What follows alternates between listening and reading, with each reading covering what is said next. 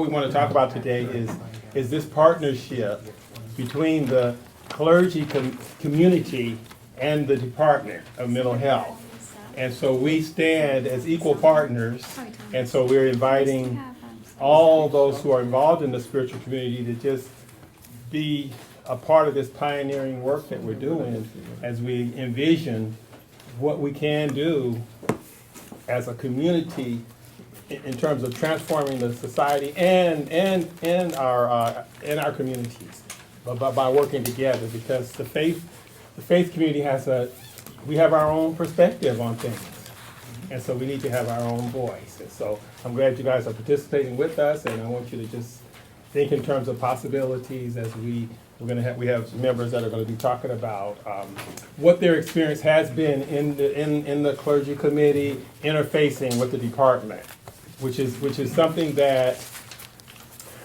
from what our understanding is, and Deacon Thomas will share a little bit more about that, but our understanding is that it's unprecedented, it's not happening anywhere else, and that in Los Angeles we're breaking ground.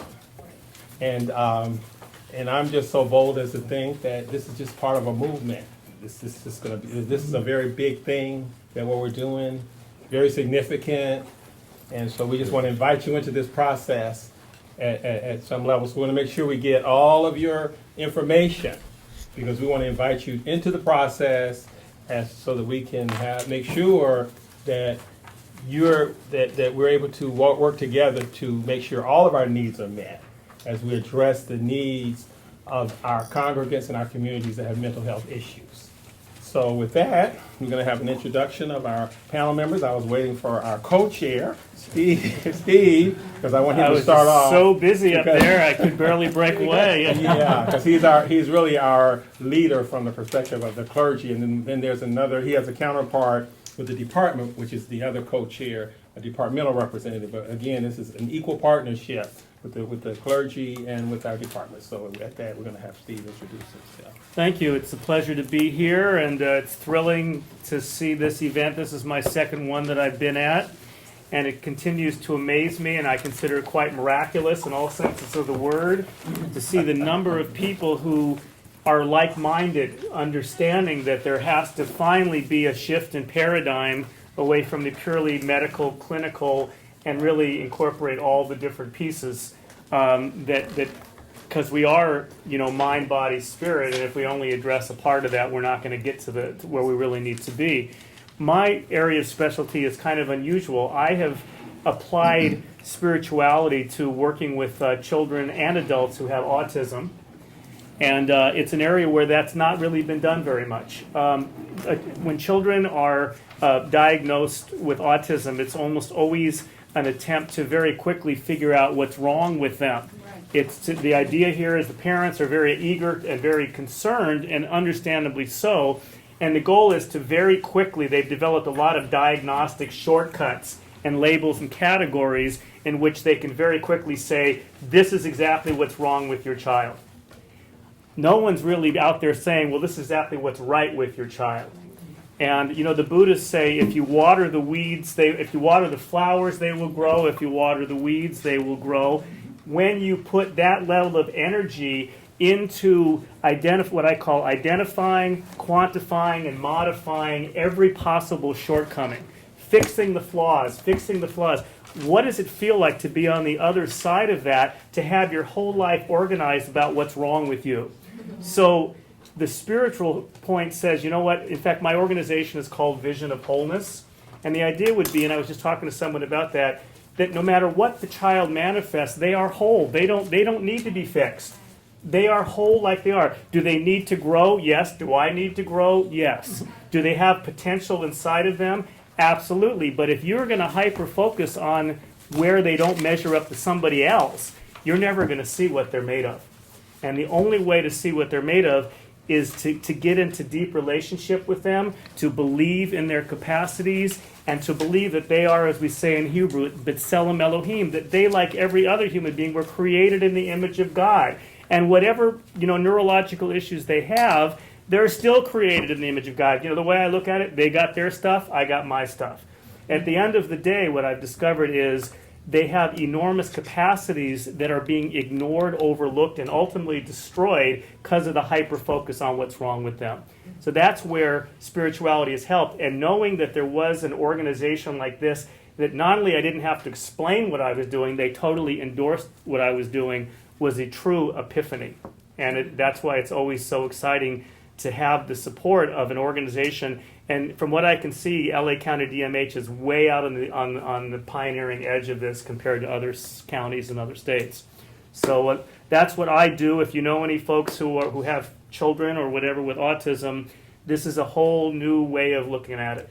Well, thank I you. wanted to say briefly that my closest friend has a boy with autism, and he knows he's adored.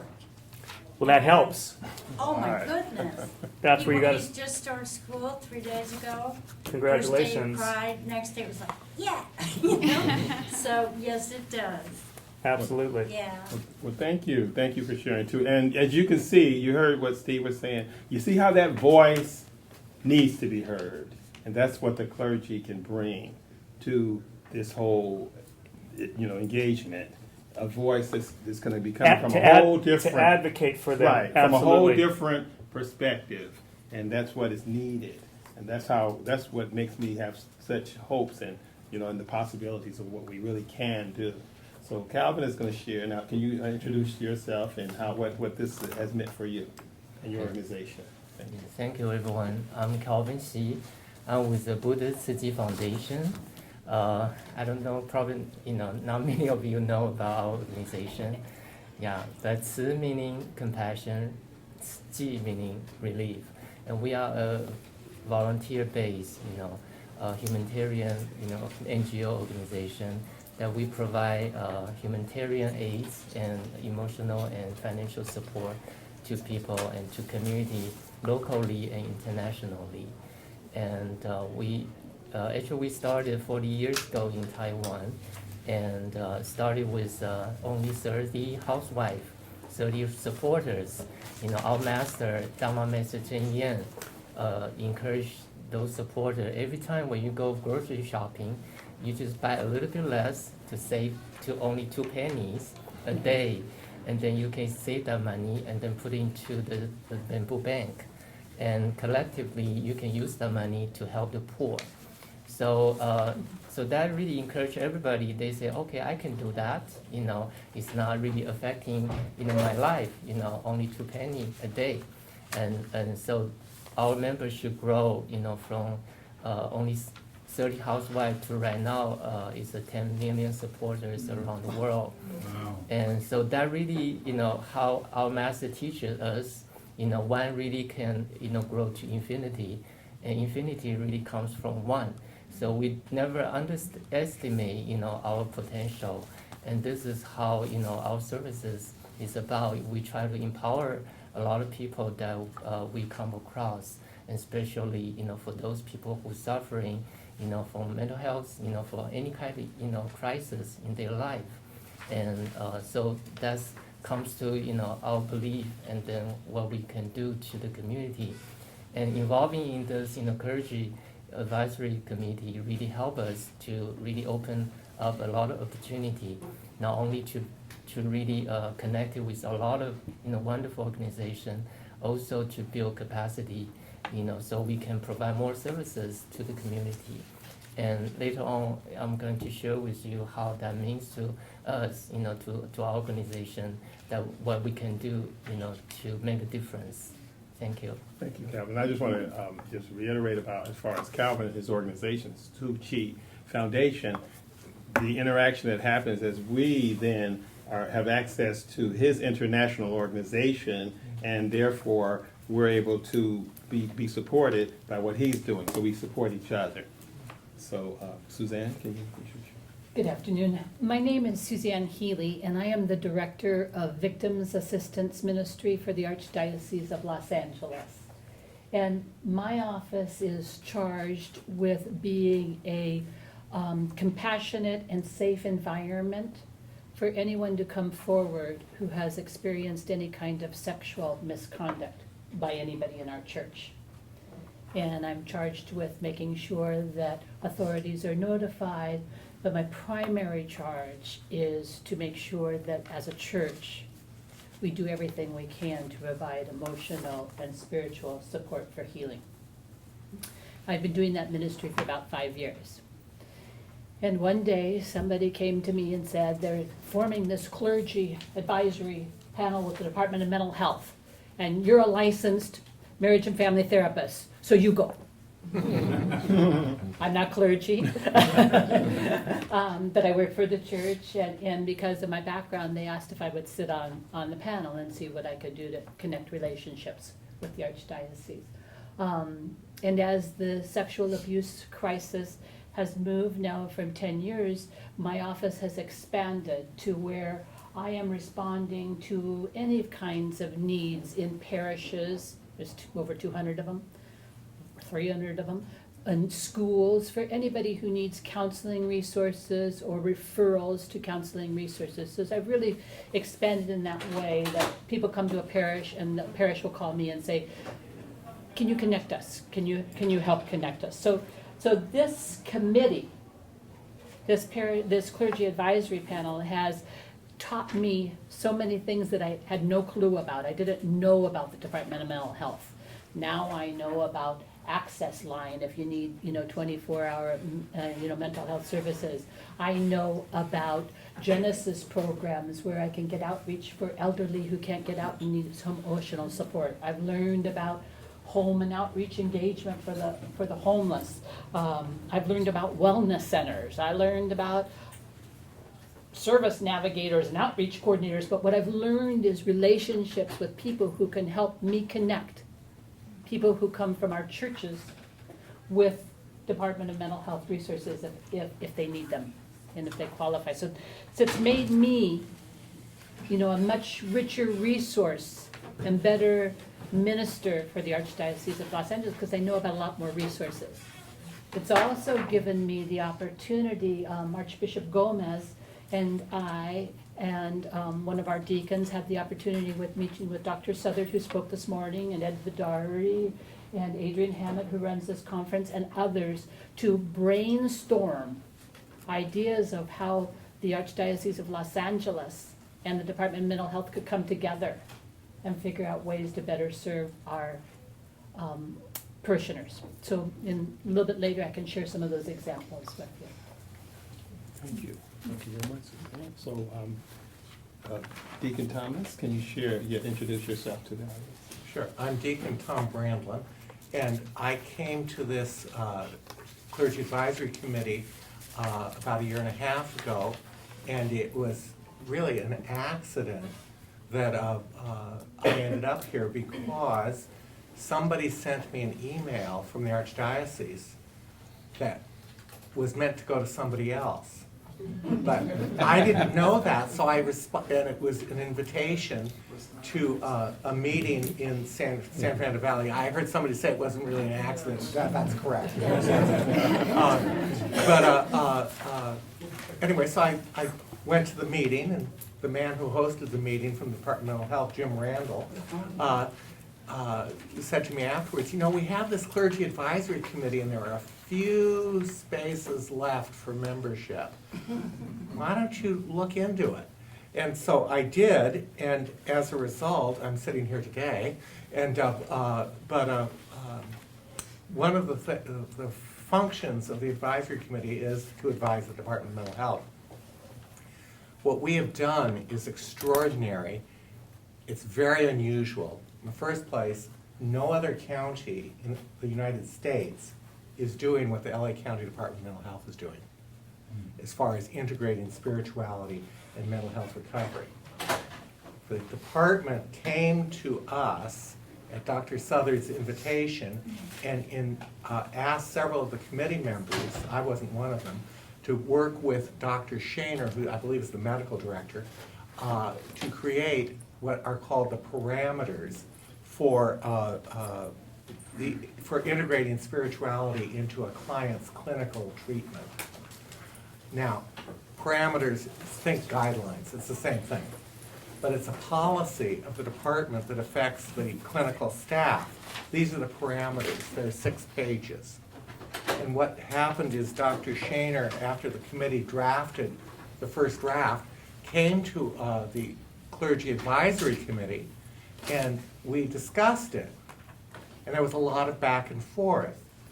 And it was very helpful to the advisory committee because we learned a lot about how the Department of Mental Health functions, and also a lot about mental illness and its treatment. The department learned a lot about spirituality. And the thing about the parameters is the underlying principle is that the interest in spirituality has to come from the client and or the client's family. It can't come from the department. But many people have an interest in spirituality who are also seeking clinical services from the Department of Mental Health. So, you know, it's not a big deal as far as people trying to get people interested in spirituality. They are. It's unique that any advisory committee would have such an involvement to such a depth in the formation of a policy affecting staff, especially clinical staff. And so we did that. They came back with a second draft. We had another discussion, not quite as long, and they made a few changes to it, and now they've approved this policy for the clinical staff. The interesting thing to me is that last night I was talking to a person who's on an advisory group, not a clergy advisory group, but an advisory group to a mental health department in a county in Northern California. And they've taken these parameters, changed everything that refers to Los Angeles County, changed it all to their county name, and tweaked it a little bit, and they're awaiting their director's signature to adopt this policy, these guidelines, for their clinical staff. Thank you, Thomas. And so then this is what we're wanting you to invite you into this process, and I'm wanting you really to think as we're sharing with you, because we're going to open it up for you to share as well and talk with us and ask us questions. But do you see this as significant? What are some of the possibilities that you see for your ministries or for whatever area that you're involved in, and what resources, needs do you have? So we want you to think along those lines, and we will be, so that's why it's important that we get everyone's name and contact information.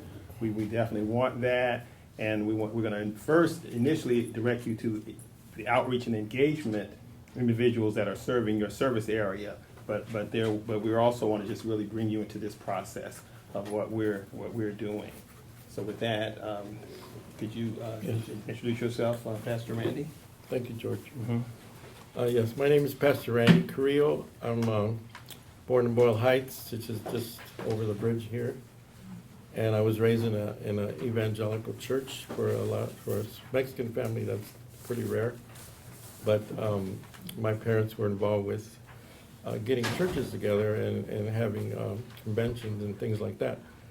So I grew up in that arena, and I'm doing that now in my life. We have a coalition called Church of the City Faith-Based Coalition in Northeast Los Angeles. That's Eagle Rock, Highland Park, El Sereno, Lincoln Heights, that area. And as we started, it already existed. It was just for the pastors, but when I started to be the facilitator, I started inviting the government in, the mental health departments and police department, and the pastors were asking me why am I doing that, and I said, well, I don't know. Let's just see what happens. You know? I kind of knew, but I knew there was time to get out of the building and to be part of the community and to give life to the community, not preaching, not force feeding, but just doing good and loving the community, just like we love each other here. I don't know if you can tell, but these are all my friends. And we got to have a barbecue or something. All right. Good idea. It's got to be kosher, though. We'll figure that out. But Ruby came, and we have Ruby's replacement here. Raise your hand. Aren't you? Aren't you Ruby? She looks back. She looks back.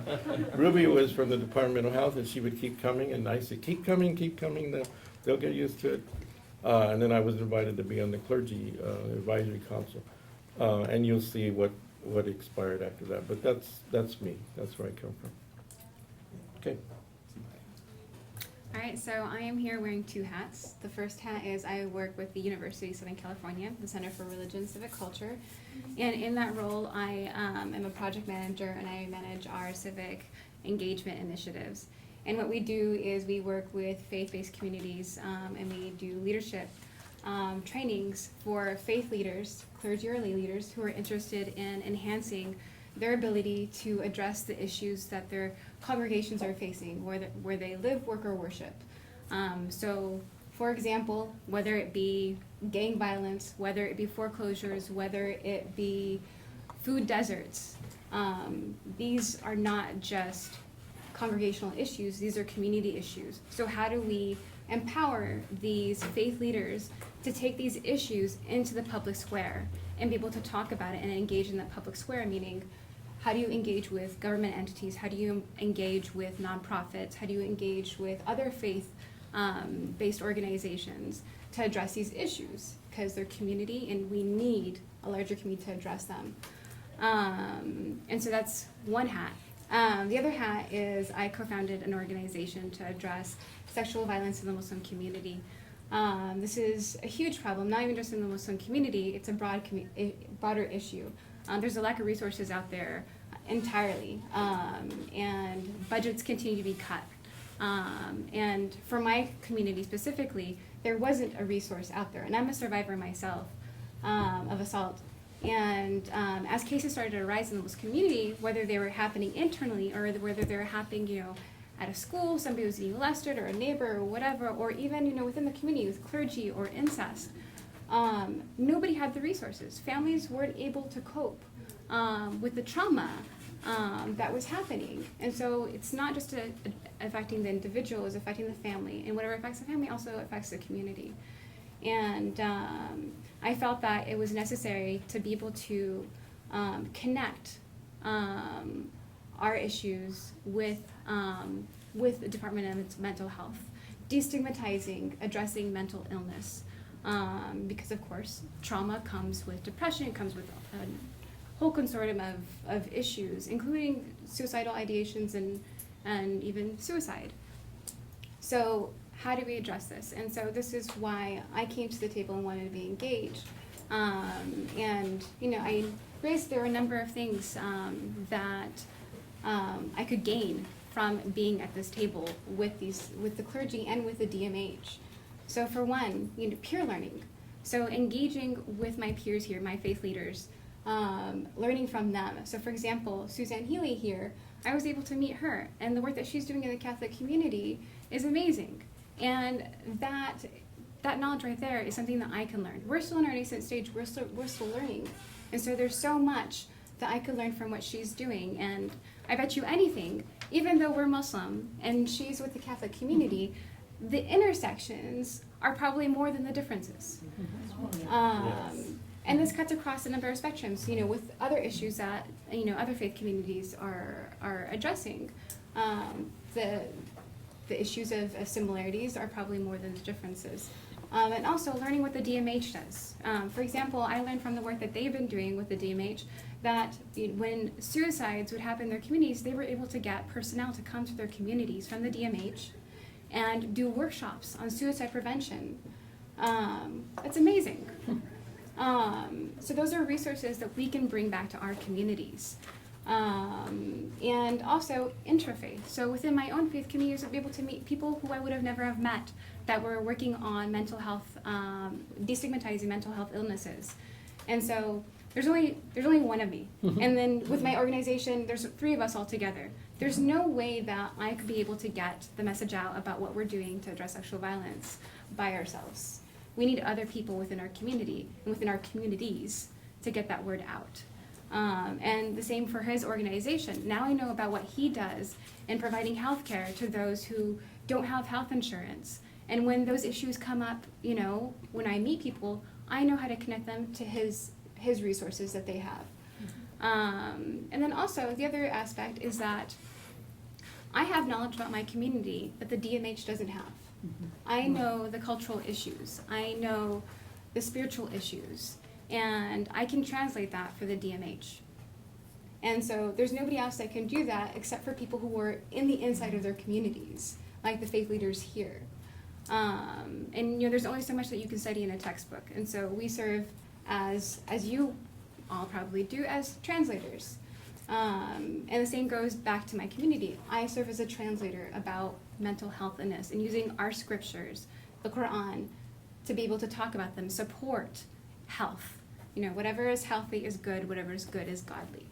And so being able to do that, you know, and just, you know, being a part of that exchange of knowledge is just constant. And there's something that we're always able to learn by being a part of this process. And yeah. Well, thank you. Thank you. Yeah, those are. It's very. She's an information person. She's sending information, taking it in, passing it out, and that's part of what we need. And I'm sure that's what we're all doing here, because we're going to probably, as you share, we're going to probably learn a lot from you, because this is really just it's a space for us to work together, you know, with for similar goals, you know, as like-minded individuals. So I'm Reverend George Hines. I am a former employee of the department, and I retired because I also had a church. I'm a senior minister of a New Thought metaphysical church, and Downey Church for Spiritual Living. And but I was found that I couldn't wear both hats, and so I made a decision to just put my full attention to ministry. But I've stayed involved with the department because I see this as an issue, and even in my congregation, I have individuals dealing with mental health issues. So it was just, to me, an opportunity for me to then, because I was on the administrative end, but it was an opportunity for me to then also be able to use those connections to provide resources for my congregants from Department of Mental Health. So it's for me, it's been very beneficial as well. So now I'm going to ask some questions, and then we're going to give you also an opportunity to ask the panelists questions. But I'm going to ask the questions to the panelists. I'm going to want the panelists to just give us some specific examples of how this has benefited you, maybe some cases, you know, why you got involved, some of the outcomes you experienced, and then to stretch and think in terms of what are the possibilities. Where could this possibly be leading us to? So, and I'm going to start with you, Suzanne, and just can you share with us some of the people you've worked with, or just share your experience with us with some of the examples, please. Thank you. I just this last week, I had a survivor of clergy sexual abuse from many years ago come to me and say, I need some additional help. I need some psychological counseling. And as I met with him and talked with him and learned more about him, I learned that he was already a user within the Department of Mental Health Services. But he was distancing himself because of medication issues. And he wanted me to help him with getting connected to, you know, helping him find mentors that would help him write a small business plan, or help him start finding jobs, or help him get counseling, or a spiritual advisor.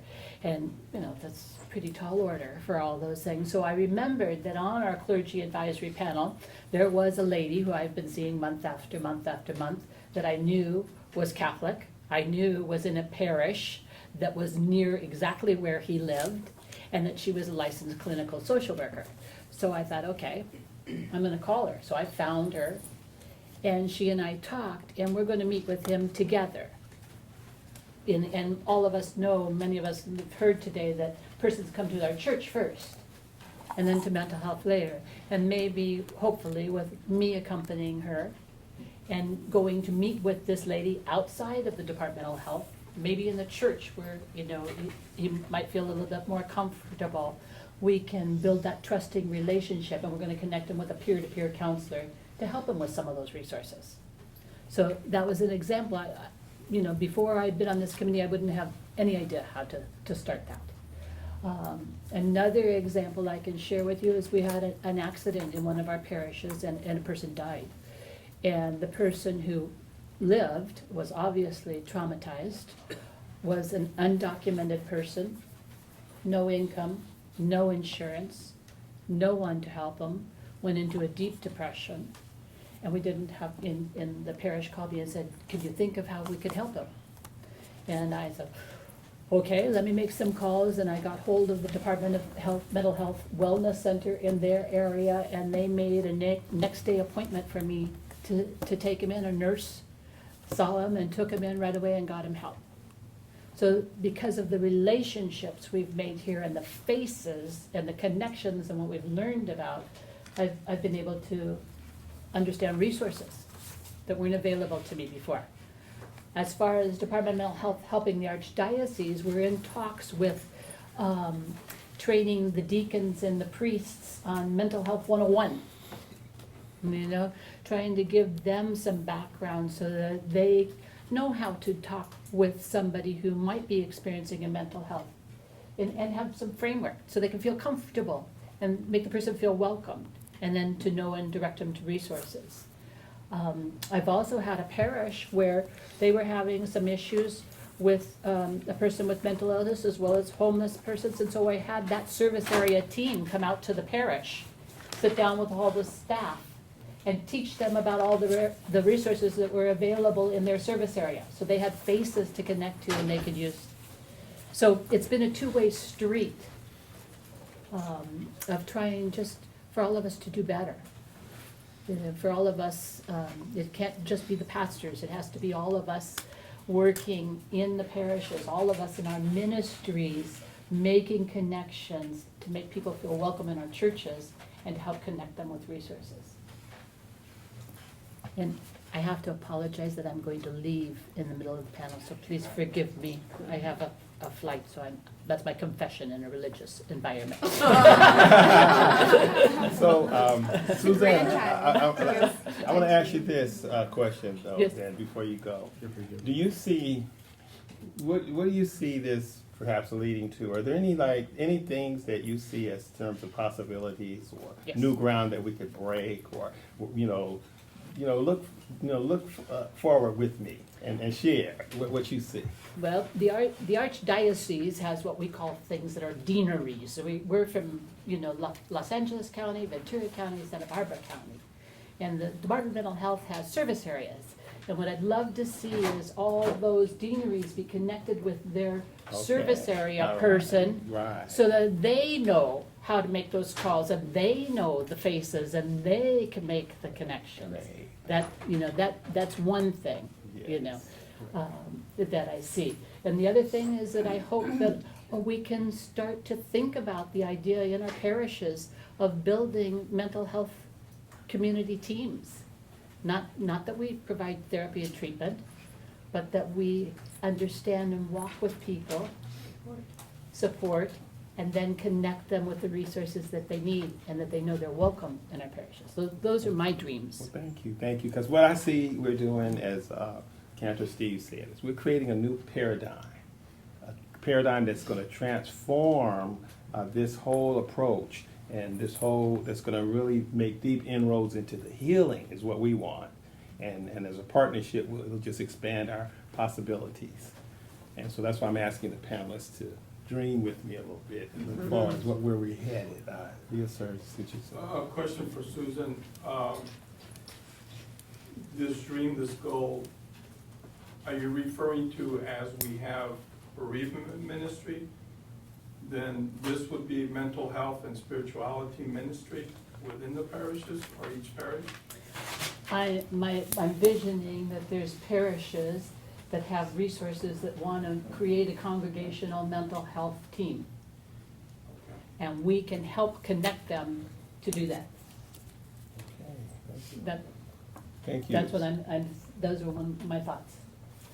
All right, thank you. Well, Steve, I want you to share with us some examples of your work in the autism field and how your participation in this group has enhanced that work, and perhaps how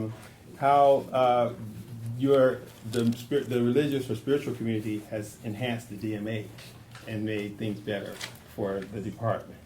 One of the things that I thought of and I didn't speak about earlier, which is very, very clear, one of the things that we have advantage to, and I hope, as we begin to be able to find ways to share what we benefit from with a larger circle, that's one of the things we're looking at. We do know that an advisory committee by definition has to remain within certain size, but that doesn't mean that the things that we benefit shouldn't be available and I'm sure that's what a lot of you were thinking here. Boy, these guys are lucky they hear this. One of the first things that happened is that I began to hear from professionals, social workers and psychiatrists who were successfully and empirically, if you will, demonstrating how bringing spirituality in was working in the area of schizophrenia, homelessness, alcohol addiction. So suddenly this was a tremendous, in Hebrew we say it was a chizuk, it was a great reinforcement to me, because I had been out there running my little ministry saying, you know what, it's very clear to me that bringing in a spiritual perspective, let's just put it that way, was transforming the lives of the autistic kids I was working with. But as far as I could tell, not that I'm so special, but I had no idea that there was any parallel to that anywhere else in the world. Suddenly, not only was I hearing from psychiatrists and so forth, I was actually hearing from homeless people who were no longer homeless because they had had access to a spiritual conversation. And I remember this one woman, I'll remember, she had been homeless almost her whole life. And when she began to feel that God cared for her, in spite of all that she'd been through, that was the thing. And she was getting support in that, which out on the street, she wasn't getting support for anything. So this immediately reinforced my notion, okay, they're doing this in other areas. I want to be a pioneer, and I want the Department of Mental Health, and this is the two-way thing there, I want to begin to say it may be that autism has not officially been defined as a mental illness, but it manifests a lot. There's a lot of OCD behavior out there. There's a lot of tantruming. There's a lot of screaming. I also wanted the Department of Mental Health, because they're very into doing things that are preemptive.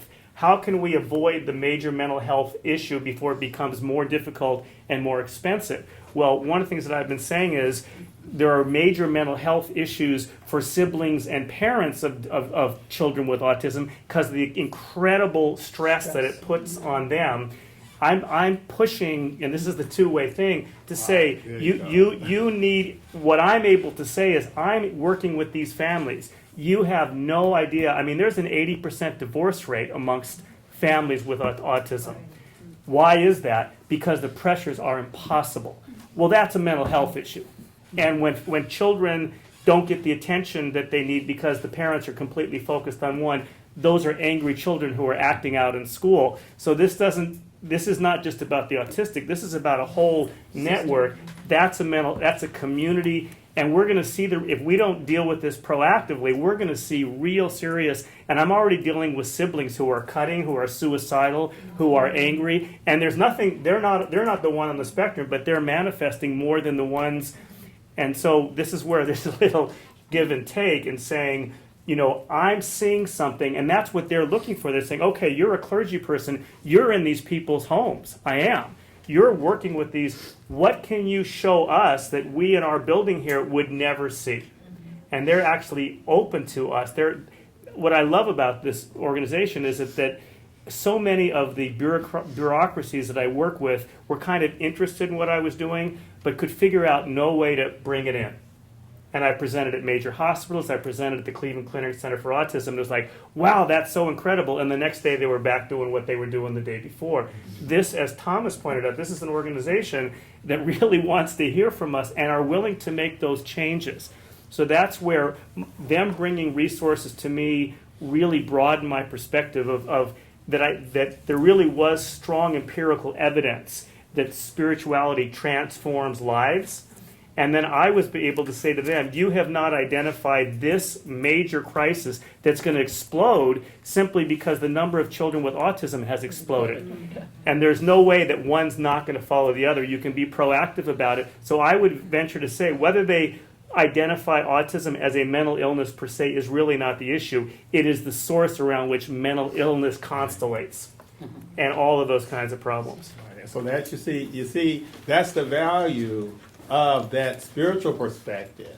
You see, you got to have two perspectives going on. We have the clinical, technical expertise, but then the spiritual expertise is also a very important part of the equation. So thank you for sharing that. Just kind of briefly though, just like I said, I'm kind of like challenging you guys. What do you see as a possibility? What are you dreaming of? Thank you, because that's the one thing I forgot to say. I'm feeding him the questions here. Here's the reality. I came to this work. I'm an ordained Jewish clergyman. I'm a professional musician. I have a degree in sacred music, but I also have a degree in social science from UCLA. So I have both those things going. When I began to interact with the children as I was training autistic children to have bar and bat mitzvah, which up until a few years ago they weren't allowed to do because people thought they weren't capable of it. When I began to see how transformational it was, I began to ask the question as a social scientist, what is this process that's so beneficial to them? And if it's so beneficial, why are we treating it like an extracurricular activity? How come this isn't the core of their therapy? Because they're being hammered by this and by that. And I realized that one of the main thing is that I was the only person in their life that had no agenda for them. I didn't need to change them. I didn't need them for them to be different. Their speech didn't have to improve. Now, if in the process of getting up in front of a group of people, their speech did improve, I'm all for that, but it wasn't like a requirement. So I was like the only non-anxious, non-demanding presence in their life because their parents are so worried about them. And I don't judge them for that, but from the side of the children, they're always being asked to be something different than what they are. So my goal would be this. I looked at it and I said, you know what? If Jewish tradition and Jewish liturgy and Jewish, ritual, is this beneficial, it's impossible that this could only be true in the Jewish tradition. Every tradition would have to have that, and I need colleagues from different traditions who understand those communities because I only understand mine. But I could share with them how I did it, and then they could apply it. So suddenly I was thinking, where am I ever going to meet a whole bunch of spiritually oriented, evolved clergy, and then bam, here they are. So that's the vision that I have. Great. Okay. Well, Pastor Randy, I want to ask you to share. So part of what we offer is we're free beyond the red tape of being in a governmental agency to actually use spiritual tools and say what they are, and meet people right where they are. So I want to ask you, how has that been a factor in your work? And then I'm also going to ask you again, like I've asked everyone else, to dream with me for a minute and tell me where you think this is leading or can lead. Sure.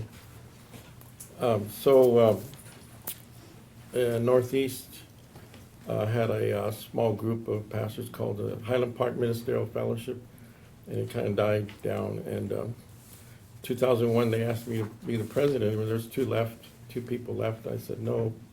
But then I thought about it. I said, wait a minute, it's time, because the ground has shifted. It's time for a new vision. So I went back and said, okay, I'll be the president. I said, we're spiritual leaders. I invited all the people back, all the pastors back. They all came back, about 30 people. I said, so we're spiritual leaders, so we should have a vigil for the community. Let's start with prayer. And then we can put legs to our prayers. So 3 years went by. Nothing happened. So I thought, well, okay, I guess it's not going to happen. So I thought to myself, I'll just give up.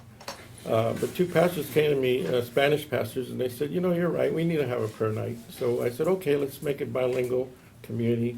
We rotate our meetings, so we asked the church to host it, and the church was big, about 500 seats. On the way to the meeting, I said, okay, there'll be about 20 people there, 30, I'll be happy, So I walked in, and there was 400 people there, ready to pray and ready to put legs to their prayers. I was like, okay, this is bigger than me. It's not me. I tried for 3 years. It didn't work, So we started praying once a month, and then at the meeting I said, we're going to have as Bible people, we have to have a base for going into the community and a base for helping our people other than spiritually helping them. So I used 3 scriptures, and one of them is Jeremiah 29:7. It says, seek the welfare of the city who I have sent you. That's a prophet saying that. That's when they were in Babylon, so they weren't even in Jerusalem. So it doesn't matter what city you're in, whether it's a bad city or a good city, we're to seek the welfare of the city, and that means people. That means taking care of people. And then it says, and it'll be good for the city, but it'll also be good for you. That's the win-win situation, which God always does that. The other scripture I use is the Lord Jesus as he grew. It says in Luke 2:52, it says that he grew in wisdom and stature and in favor with God and favor with man. So here it is again. We are to affect man. Again, not just spiritually, but wholeness. And we are made up of spirit, of a soul, spirit, and body, not just body and not just, a physical part of us, but we're made up of spirit. So that's where this all comes in. Healing happens when we bring all three together. And then the last scripture is Luke 10. I love this scripture because the Lord sent out 70 people, and he says, when you go to the town, he says, first say peace. He didn't say go and preach and tell them they're going to hell. He said, first say peace. And when you say peace, if they receive it, they'll feel it. He says, your peace will go on them. And we do that. We just go in the businesses, hi, peace. They want to start giving us fruit or whatever they have, But anyway, the point is that's what he said. Then he said, eat with them. So it says, make a relationship with them. Become a friend. And that's what we are up here. We're friends. And that's the beauty of this thing. It's all about relationships. And then he said, heal the sick. Heal the sick. He didn't say pray for them and then let them go home. He didn't say put them on the bulletin and, and remember them every once in a week or just, I hope you get better. No, he said heal the sick. We have the ability as a spiritual component of the community to heal the sick, to take them on a healing journey. That could be physical, it could be anything. Maybe they need a diet, maybe they need a home, maybe they need whatever they need, and we're working with the mental health. It's hard to go to a mental health and just send them there. It's better that you take them on that pathway and say, okay, let's try this, and let's do this, and let's do that. And I love what's happening up here with all of us. We have that healing journey attitude. So and then the last thing Jesus said is tell them the kingdom is here. So that's at the end, and by that time they figured it out. This is more than just human. This is divine. This is spiritual. When we came to the Ruby, which is, you're taking her place, so I'm going to see you at our meetings. I know you're not Ruby. What's your name? Young, okay. I'll see you at the meetings, I hope, our coalition. But they invited me to the mental health department, 6th in Vermont, and they asked what do we need, and I said we need a face, we need to know who we're working with, we need our spiritual component to be accepted. This is 3 years ago, 4 years ago maybe, I don't know, a couple of years ago. And then I said the goal should be healing and wholeness, not just meds. And then when somebody is given medication, I think they need to have somebody on their side to really make sure that that's what they need and all that. And that's part of, I think that was the beginning of, this public policy transformation, but this is 3 years or 4 years ago. But I see the future is results, yeah, we're making the bridges, but let's start getting results. Let's start getting people that really have changed, like Steve has done with these great stories. I love to hear these stories. But my heart just aches to make the pastors, make the churches awareness, teaching, and then get results. And I think that's where we're going is, now that we're bringing in the whole person, I think we're going to see a lot of results. Thank you. You're welcome. And I see this, the impact of our spiritual community as having ever increasing levels of influence, as Steve was talking about.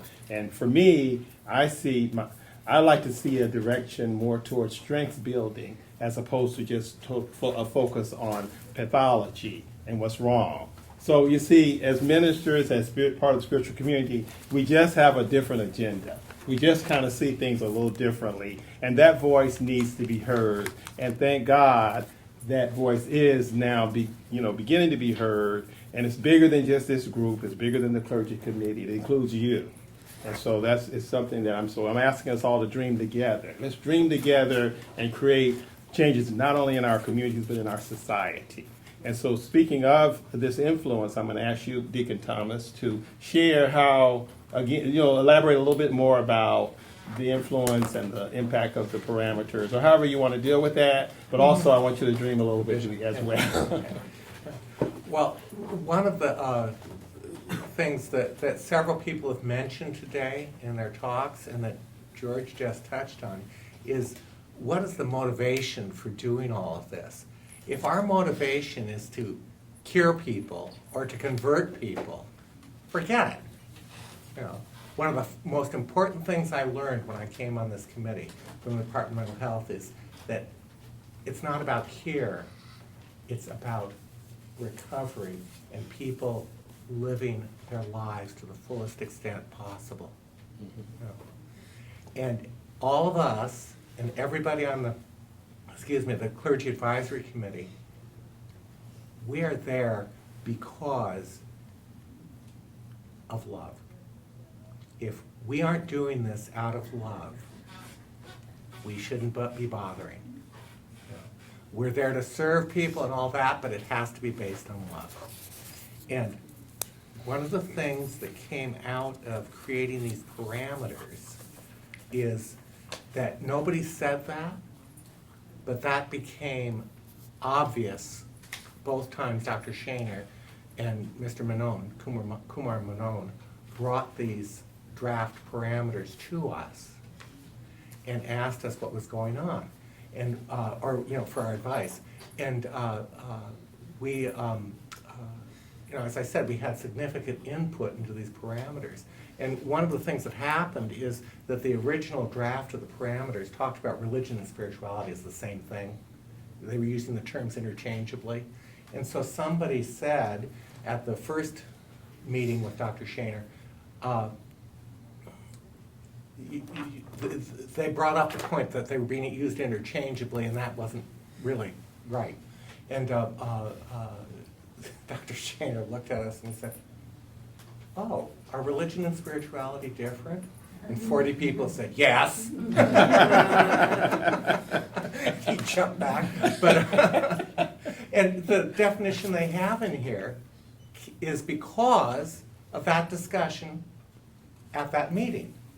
And the final draft, which is, I'm holding my hand, that came about, the way it ended up is because of the Clergy Advisory Council Committee's input. Now, there's something else that's happened, and that is that Adrian this morning was talking about faith-based organizations accessing contracts with the Department of Mental Health so that you could be paid through Mental Health Services Act funds for what you're already doing. Now, in your packet, there's this flyer. Please, even if you don't think it's entirely at all possible, email her. Her email's on the bottom, and ask her about it. It's a lot of pages to fill out. It looks like it's very complicated, but it isn't as complicated as it looks. And if you understand the language, you can do it. And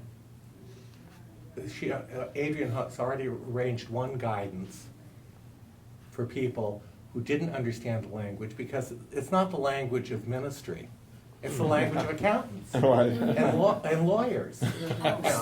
So, And all assortment of crazy people. They'll walk you through it now. They'll walk you Yeah. through it. you'll get walked through it. That's a good way to describe it. Right. Now, as far as the vision, I was very interested in what Suzanne was saying, and that's something that's come out of this committee too, is that we hear things from the Department of Mental Health that, oh, we can use that, or that's a resource.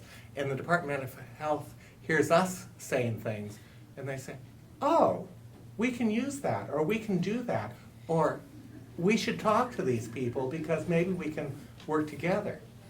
You know, that's happening all the time. It happens between us as individuals in small groups. I was listening to Suzanne Healy, what she was saying, and I was thinking, gee, I've been thinking that all along, or for a long time. Maybe she and I should talk. The only thing I'd say about the future is if we were able to do something like that because there are 282 parishes in the Archdiocese of Los Angeles and 350 schools, high schools and elementary schools. You know, that's a lot of groups of people, and they're all over. But we shouldn't just limit it to deaneries and Catholics. We should invite other faith-based organizations into it. And maybe even some non-sectarian, nonprofit organizations who work in the mental health field. Well, thank you, Thomas.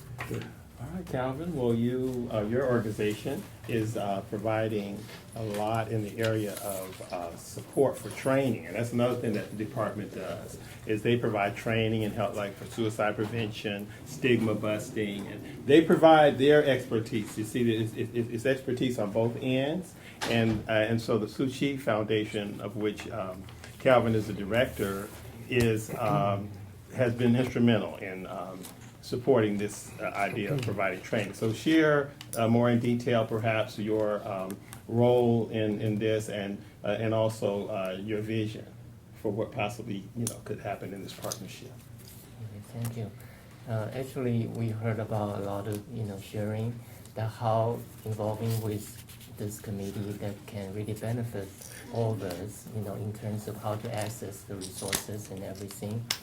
And for us, as I just share with you that our organization is a charity, nonprofit, and volunteer-based organization that we provide, humanitarian aid, financial support to those people who run into crisis or emergency or any kind of difficulty in their life or disaster.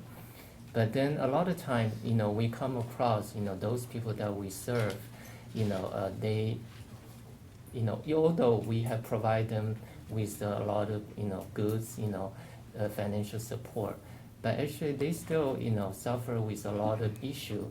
Maybe, like, for example, disaster, we provide them with the financial support. But a lot of trauma they experiences and a lot of losses they have to deal with. But how we can really to address that, issue, that's how, this training is about that. Really come so critical and essential for our volunteer, how we can address those issues and really to help them in the role of recovery. And this is how by involving with this Clergy committee, we are blessed that last year this Department of Mental Health they have the same conference in downtown the Endowment Center, but because one of the keynote speaker, he's coming from Seattle, and he provided the training on how to build a congregational mental health team, to help each of your congregation to build a mental health team to really address those issues for our congregates, So, and then he really offered, his training. He said, okay, since he's here already, so he can really to spend one more day, just give it to us for our congregation to help us to build the team, provide our training. And then this committee, they asked, whether our organization can really facilitate to accommodate this training in our facility, because we are stationed in San Dimas, our headquarters. We happen to have an auditorium can accommodate like 300, 400 people. So we provide that training together with Department of Health. And so we have a one-day training. And actually today there is a workshop. Actually there are two congregations. After that training, they already established their mental health team in their congregation because of that training.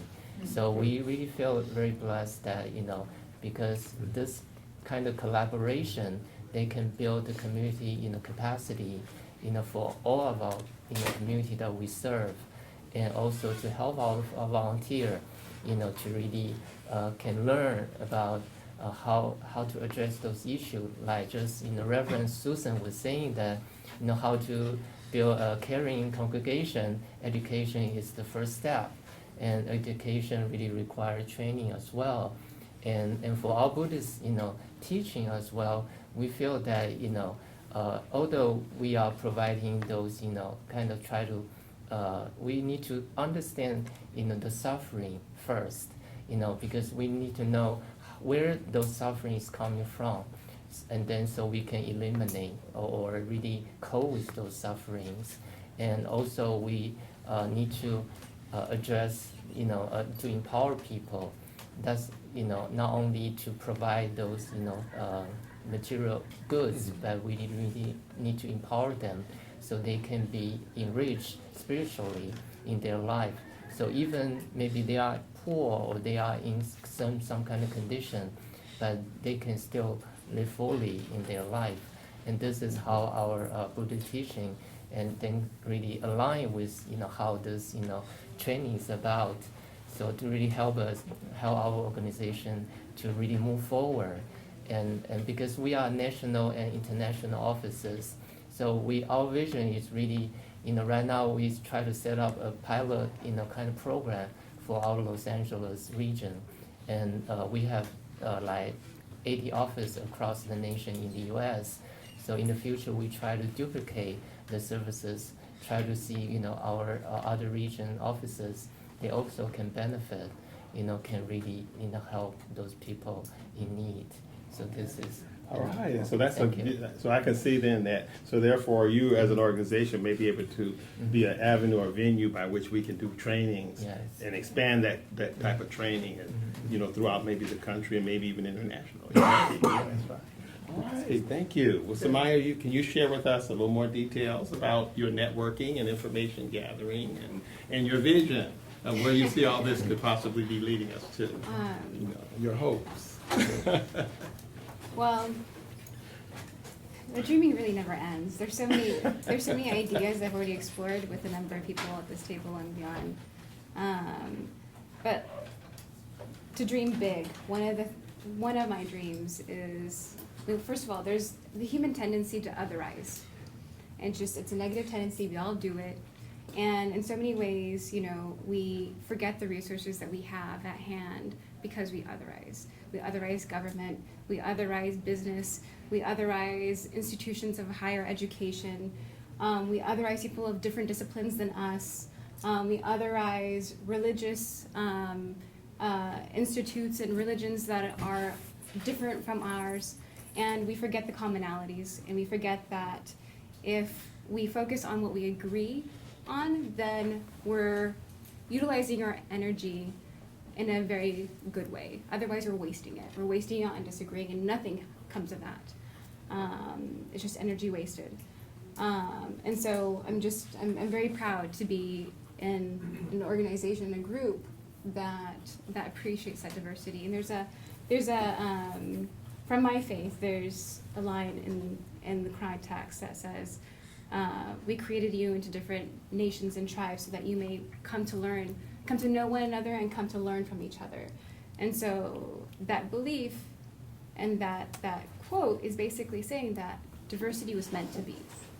We were meant to be different. We were meant to learn from those differences.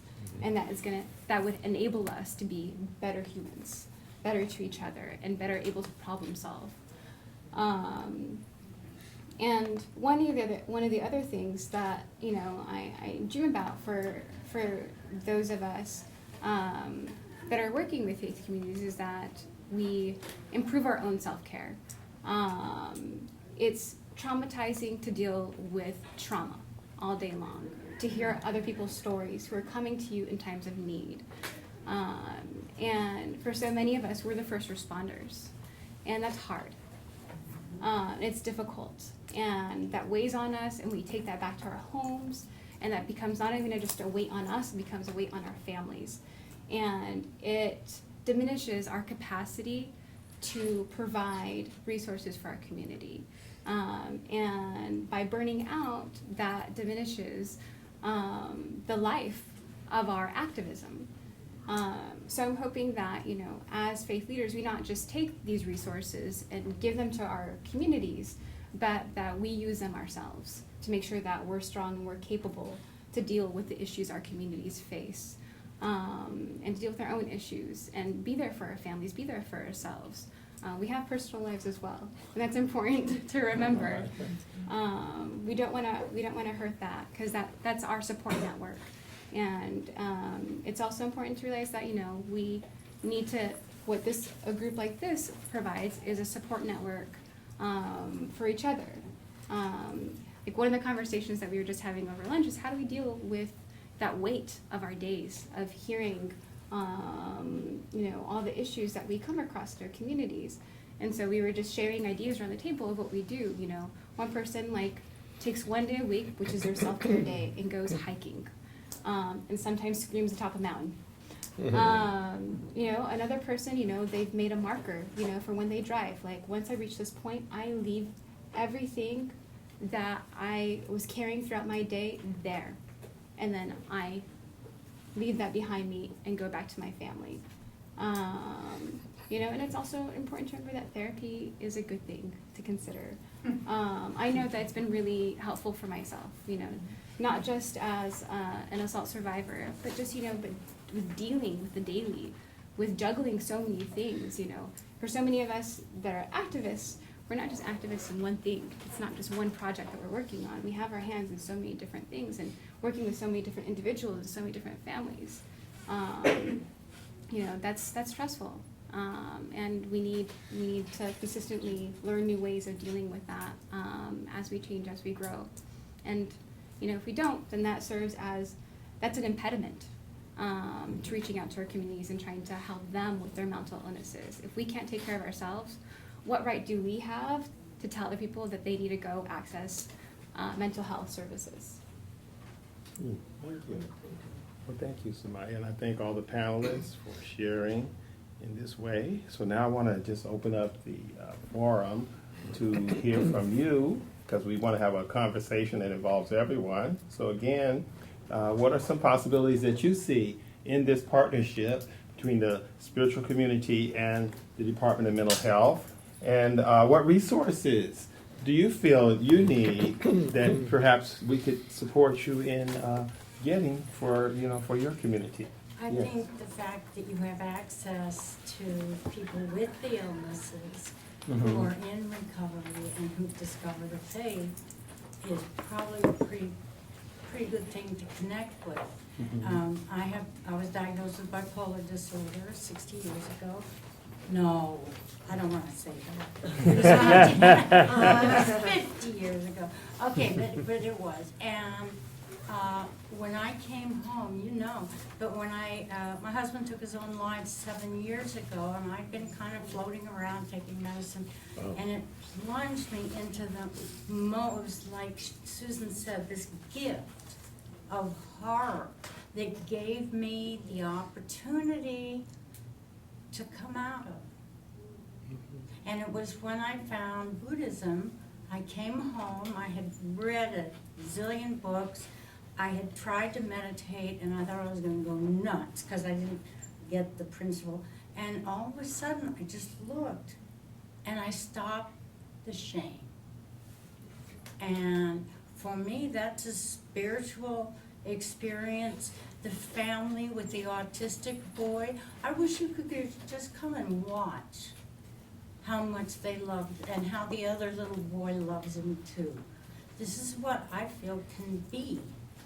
And whatever you do, I do hope that you connect yourself with people who are in recovery from mental illness who might, I want to join, can you tell?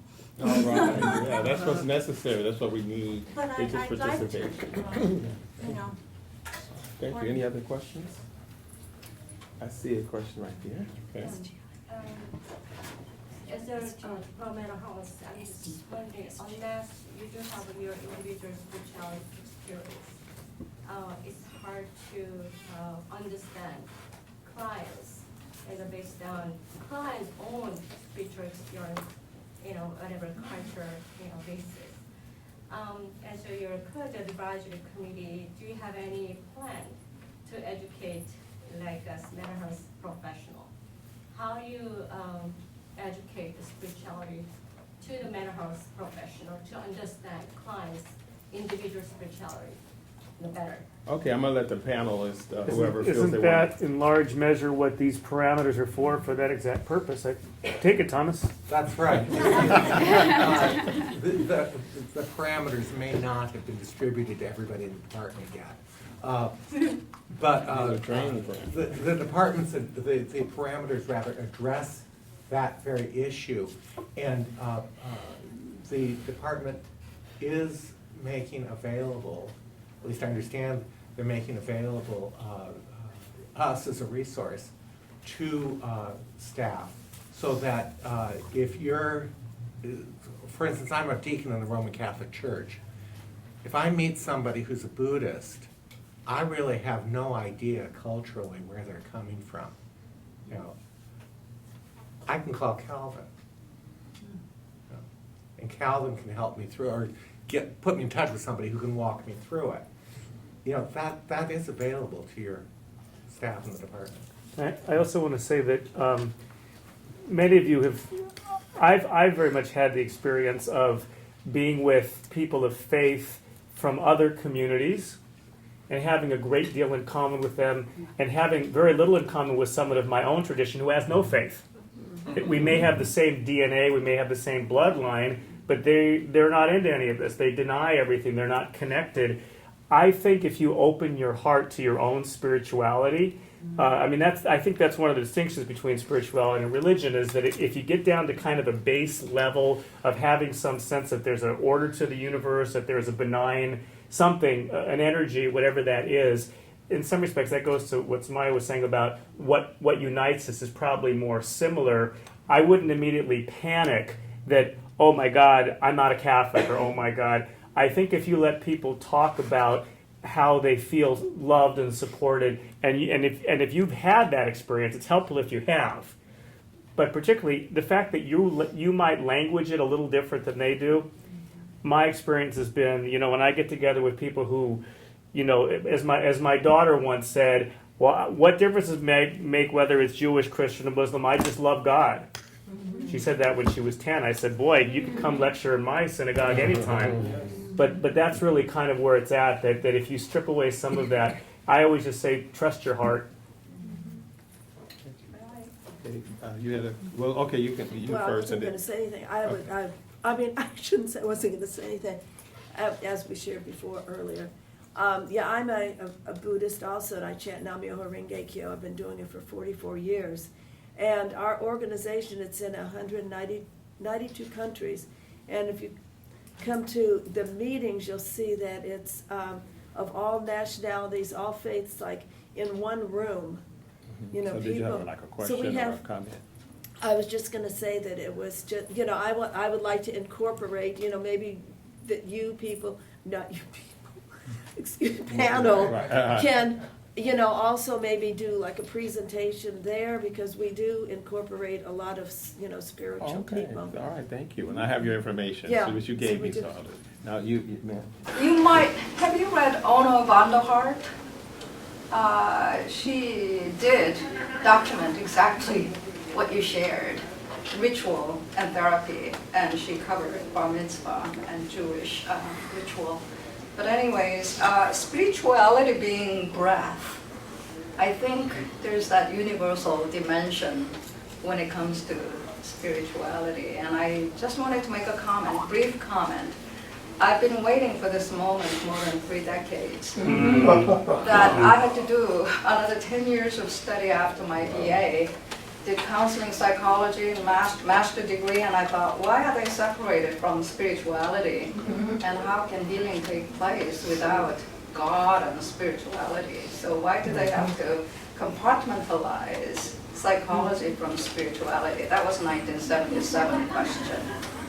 From there, I went on to studying theology, and then why did I exclude so many other people groups questions? So then, from there, I had to move on to cultural anthropology to see theology from cultural context. So today, as I heard, mental health department and clergy and religious spiritual community coming together, I'm going, finally, bingo, I didn't have to spend this much money. So I have a project that I really enjoyed, Adrian's presentation, that even faith-based nonprofit organizations can have access to Department of Mental Health funds. And I really want to bring this to Korean American Christian pastors, male clergy, and elders who go to civil court. Am I being taped? And litigating for more than 8 years because of historical trauma that's been accumulating, that's never been addressed. So tomorrow I'm organizing with the United Methodist clergy and Presbyterian clergy to address somehow, I just did with Fuller Theological Seminary in March, healing of memories with Asian American dudes. Now, what is your name? Young Lee Curti. Did you sign our list here? Oh, I see you right there. Okay, I put a little star there. And they just ate it up. And Right. now I'm getting a request to do it in Korean language for this first generation who are not aware how traumatized they are. So that's in the planning stage. Thank you for sharing that, and I wanted to see if any other questions, if we had any other questions, and then we can have some more dialogue as much as the time will permit. I would just like to support what the co-chairs have said and others have said, that this is an important trend-setting thing that's happening.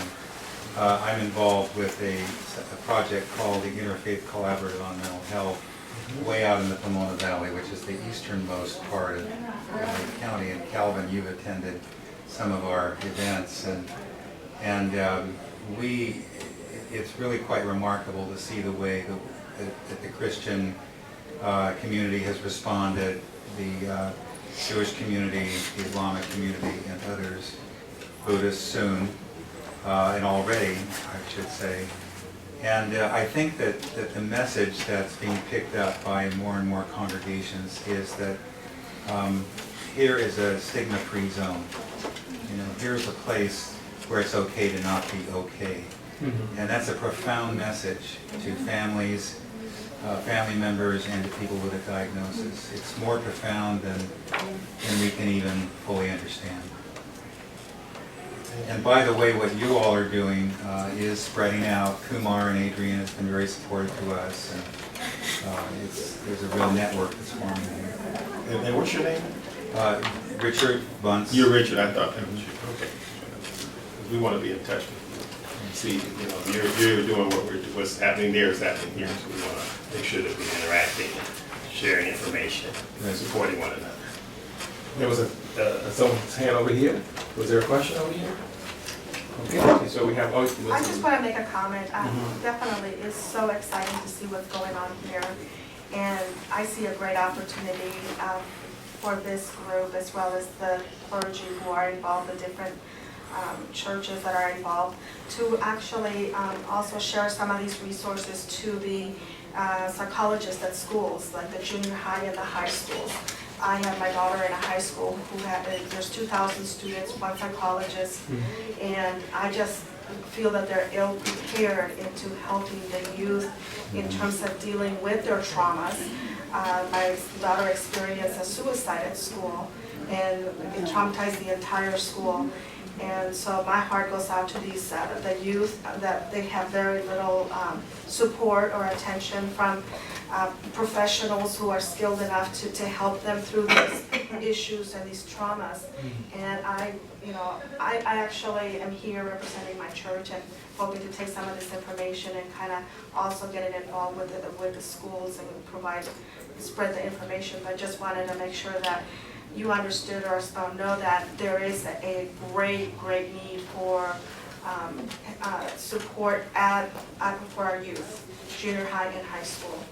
That's our generations that need tremendous resources, and not only the adults that already have the mental illnesses and everything, but I think we need to think about the next generation, and we need to work at the school level. Please go to a website called lets.org. It's LETS.org, and if you'd like to interface with me about that a little bit, I'd be glad to give you my contact information. It's just geared to what you're saying. What is it? I'm curious. Well, this is an organization that is loosely organized, growing very rapidly, in which young people have taken charge. They've said, look, you folks have all told us what we're supposed to think and how we're supposed to function with each other when we see each other in trouble. We're taking responsibility. You can be supportive if you want, but we kids are going to reach out to each other. And it is a highly energized, creative effort on the part of youth to do suicide prevention, to be there for their friends, to deal with social media problems. And when they hear rumors on campus about somebody who's been sexually assaulted, they take it seriously and they respond. It's a very powerful and fairly new effort which has real potential. I'd be glad to put you in touch with a leader for that group. What was that website again? Sorry. It's lets.org. There's a question over here somewhere. Yeah, I do have just a quick comment of what I really love about being here today. I have a big issue with labels, and sometimes labels, make barriers among people, because if you don't usually talk to this person and you know that they're that, you may not talk. But if you meet together and you don't really know labels, you can strike up a friendship before you know what you think you know about people. And what I love here is if I would close my eyes and you wouldn't have said who you were, there was just one message. There's oneness, there's love, there's caring. It's all one message. There was nothing different between what anyone said.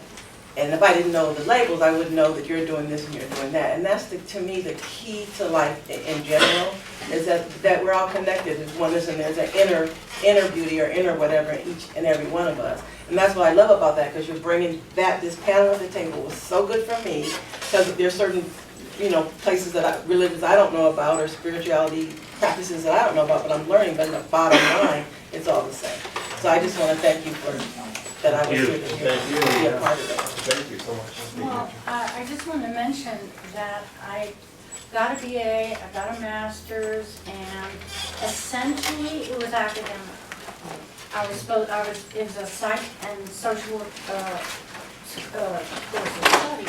But at the same time, after I got so sick and I came home and I had the experience that it's no shame.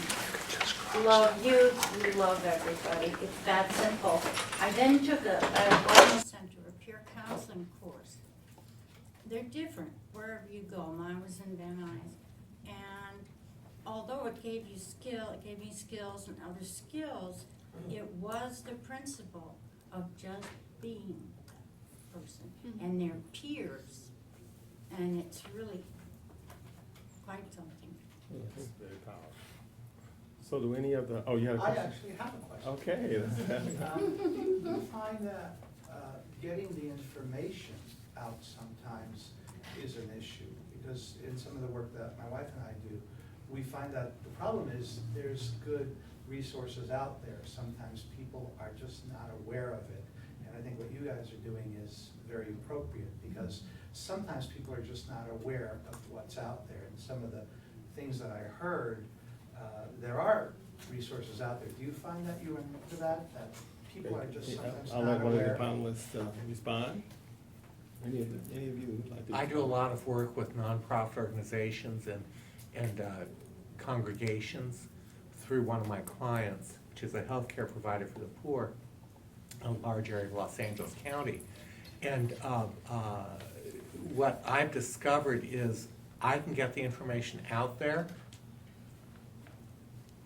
People don't really pay attention to it other than to give it a cursory scanning until they need it. Right. So you really have to keep reiterating, Yeah, this is what's available.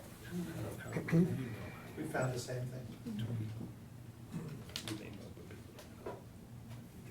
No, I was just wondering, do they have anything like grief counseling? Because I'm sitting here and looking at, I'm going through all my dearest friend just passed suddenly the other day. She was totally healthy and just passed away. and I'm looking at you, a young version of my father without the beard, and I'm seeing, you know, it's like what's going, and you look like a former boss of mine. I mean, everybody is like, and his name is George at the children's place at the Grove, and I'm going through the, you know, and I'm thinking that there's a lot of, because I've been That you still need to address. I've been able to you know, to raise my life condition and, you know, continue the same thing with passing of my mother. But what I find is a lot of times people are, if they're not really skilled, it's like, oh, you know, like get over it, or, you know, it's this or it's that or whatever, but it's like deeper. And I think you really need, a person really needs to get to that clearing and that process, because I mean, I've been able to function, fortunately, but do you have grief, you know, like grief counseling? Well, there is a department does have. Because I've Yeah, asked them, and if you're not on Medicare, Medi-Cal, you can't, you know, most of their stuff is very restricted, I'll say, with the department. I mean, I'm on Medicare because I'm over the Medicare age. Right. But I don't have Medi-Cal, and so most of their services you cannot get unless you're, because I've asked at the senior senior group we go to and different ones, and most of these places, so I don't know if your churches have, you know, certain things, but I mean, I think that's an issue, because nowadays you turn on the television, it's like everybody's being shot. Not everybody, but I mean, this is all you listen to, is people are being shot, and people are like, this is like a whole new phase of how do you deal with, you know, the grief and the loss of, you know, of people. And I think that this is a real issue, because I mean, I didn't have any mental problems, but it's just like this, you know, certain It's part of things you this go whole- through in it's life. part of that whole area. It's the cycle of life, birth, Yeah. old age. Yeah. Will any other panelists want to address that? Did you have a response? I'm just happy to hear about the resources that are available to clergy. I am a chaplain at a residential facility for children, strictly boys, and I've always wanted to connect with people that will provide services or make clergy members aware of working with foster youth that have mental health illnesses. So, Could I address her? Yes, of Yeah. course. Point? I know that various different denominations have what's called bereavement ministry. The Archdiocese of Los Angeles has that, and it's actually put together through the Archdiocesan cemeteries. But it's supposed to be an excellent program. I know people who have used it, and they've been very well pleased. If you have a connection with a church, even though you're Buddhist, I don't Well, think that I have my matters. reservation at the Holy Cross, along with my Okay. parents. Well, We're all over there. you know, That's the Catholic cemetery. call your nearest parish and ask about bereavement ministry. And I'm gonna give you my business card. Okay. If that doesn't help, Yeah. because not every parish may have it, actually. Call me and, Okay. you know, we'll see what we can find out for you. All right. Well, thank you all so much. We're going to take one more question, and we have one more minute to I go. just wanted to add to what Tom was just saying, also to some parishes, I know our parish, where I'm from, we have what they call a 12-step spirituality group, which helps in different grieving or any other issues that you may have. And it's very confidential, and some parishes, I don't know if they have them around here in Los Angeles, so you might want Where to are ask you? about that. Where, you're like out of town? Yeah, I'm in Oxnard, Santa Clara Parish. So, but I don't know if any of the parishes here around the area may have that also.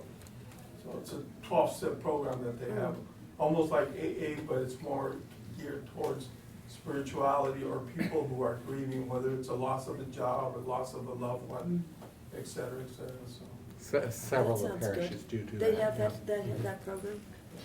You all have healing hands and healing hearts, and the system needs you. Yeah. Thank you. Bless We you. all do, right? Bless you. Thank you.